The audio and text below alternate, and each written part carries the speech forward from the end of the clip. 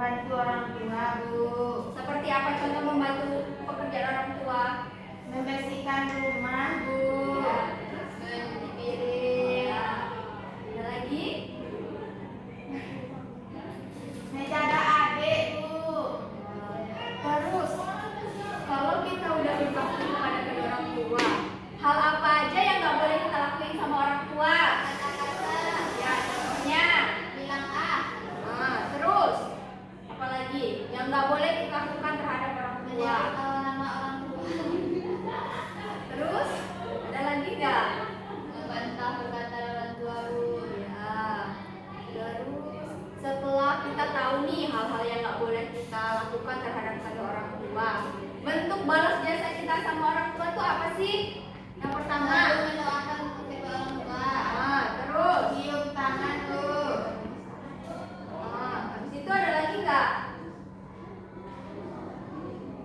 Ada, Bu. Sampaikan hadiah, Bu.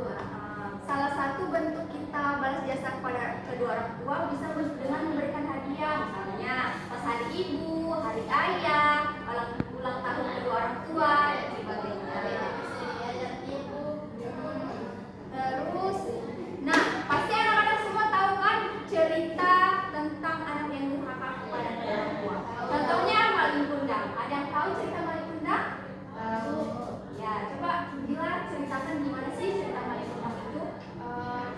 Di sebuah desa ada seorang anak bernama Malin. Dia tinggal bersama seorang bunda yang sudah tua. Pada suatu hari dia ingin merantau ke sebuah kota yang akal.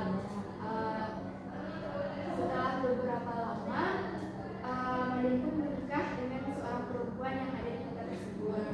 Setelah itu Malin pulang ke kampungnya,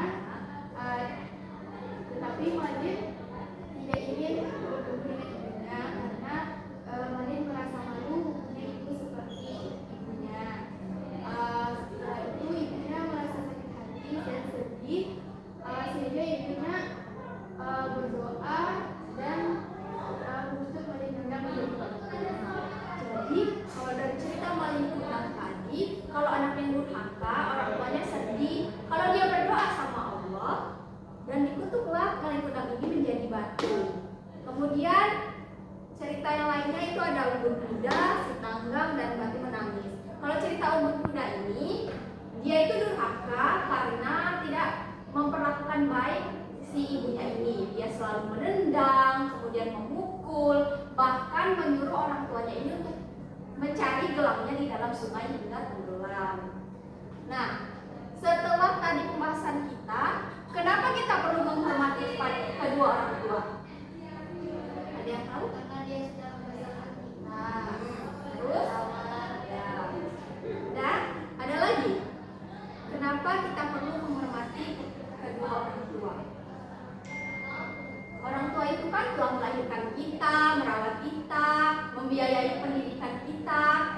Sebagai anak yang berbakti, kita harus menghormati kedua orang tua karena mereka merupakan sosok yang sangat berjasa di dalam kehidupan kita. Tanpa kedua orang tua, kita tidak